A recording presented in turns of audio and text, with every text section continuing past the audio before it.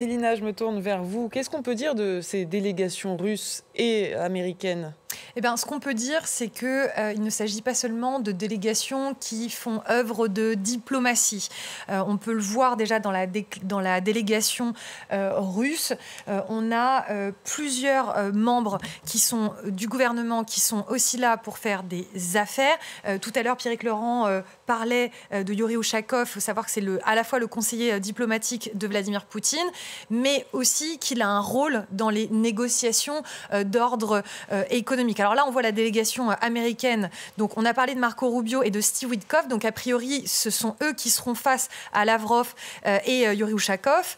Donc, Marco Rubio, secrétaire d'État qu'on ne présente plus. Steve Witkoff, dont le pédigré est à rappeler, puisque c'est quelqu'un qui est plutôt pro-Kremlin, qui, par le passé, a redit à de nombreuses reprises que finalement, les référendums de sécession des territoires qui ont été annexés de facto par Poutine et non pas des jure au niveau de la communauté internationale, eh ben, sont des territoires qui sont tout à fait légitimes, sont des référendums qui sont tout à fait légitimes. Là, vous voyez Howard Lutnick, secrétaire au commerce. Pourquoi? Parce qu'on parle de ce sommet autour de l'Ukraine, mais il va s'agir également d'une discussion bilatérale pour parler aussi des intérêts économiques des uns et des autres. L'objectif pour Vladimir Poutine, c'est évidemment que les sanctions soient levées parce qu'elles pèsent mine de rien sur son économie qui tourne essentiellement autour de l'économie de guerre depuis février 2022. C'était déjà le cas depuis 2014, mais là on est passé à la marche supérieure. Et puis du côté de la délégation russe, eh bien pareil, quand on parlait donc vous voyez donc Sergueï Lavrov, pareil, ministre des Affaires étrangères qu'on ne présente plus. Yuri Ushakov, donc c'est le conseiller dont je vous parlais. Et pourquoi il est important?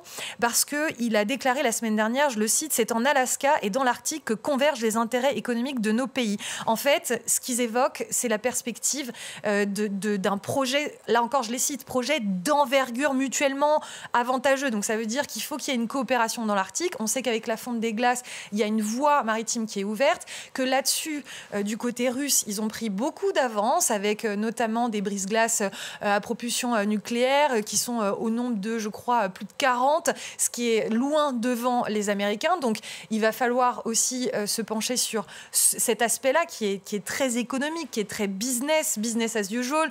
Donc, on sait que là-dessus, il va y avoir peut-être des contreparties qui vont être demandées par Donald Trump, mais que Donald Trump n'est pas forcément en position de force sur ces chemins du Nord. C'est une zone qui a toujours été une zone de rivalité russo-américaine, mais avec la guerre que se livre aussi au niveau économique, les États-Unis de Donald Trump et la Chine de Xi Jinping, finalement, il y a cette volonté de pousser un petit peu les Chinois d'un revers de la main pour essayer de négocier potentiellement avec les Russes. Donc, on sait que ces délégations dont on a vu les composants, les personnes qui sont présentes, elles aident à ça. Elles aident cette délégation à voir qu'il ne s'agit pas seulement d'un sommet diplomatique, comme on peut le dire depuis quelques jours, mais aussi de discussions bilatérales sur le volet économique. Et ça, c'est très important de ne pas l'oublier.